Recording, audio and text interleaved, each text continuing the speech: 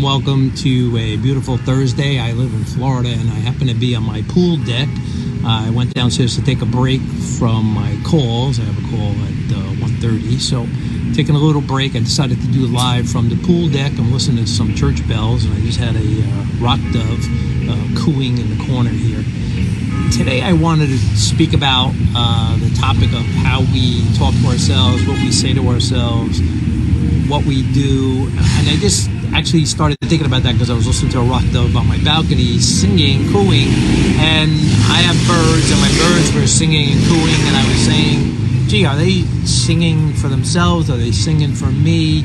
Are they singing to themselves so they can hear themselves and make themselves feel good? I kind of got the idea of self-talk and how we talk ourselves in and out of things.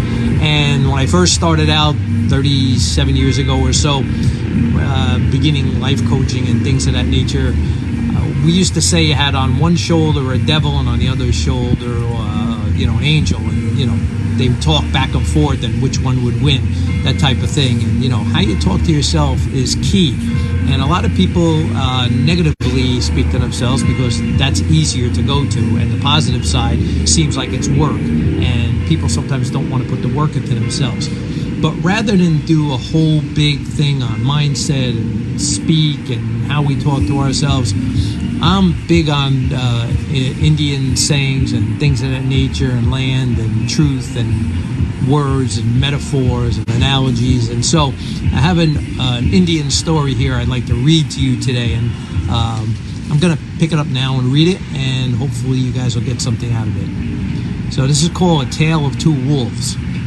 One evening, an old Cherokee told his grandson about a battle that goes on inside people. And he said, "My son, the battle is between two wolves inside you.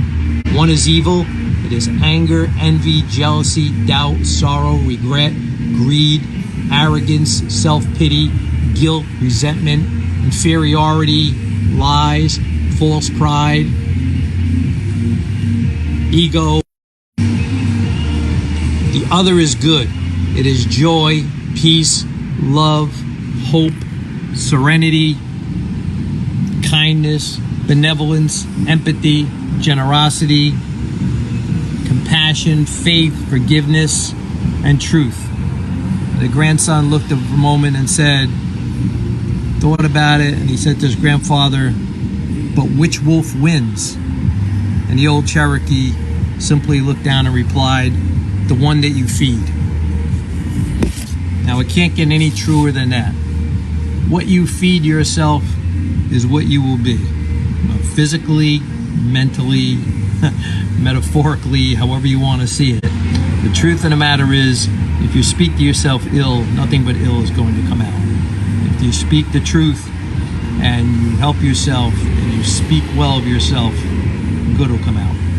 And so there is always an ongoing battle between the good side, the dark side, the angel side, the devil side, the two wolf side, however you want to look at it, whatever you want to call it. And the idea here is when you start to think those thoughts, like I used to, I still do occasionally, you need to change yourself a little bit in your thought pattern.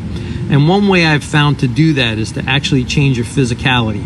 So when you're getting into this rut of maybe you're feeling anxious, or I hate the word depression, but depressed, or not feeling right, or stressed out, you might want to get up and move. Do something completely different. Do the dishes, bend over, go for a little walk, change your posture, get out of the chair.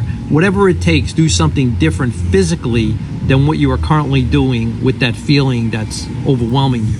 That will help you to change your pattern and start to notice things around you when you change your physicality. Could be anything. Could be a piece of lint on the floor. Could be a bird. Could be anything.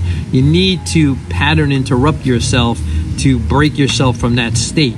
And you won't fall right back into that state again because you're constantly going to be changing. So it first starts with what you feed yourself in your mind, and you can go from there.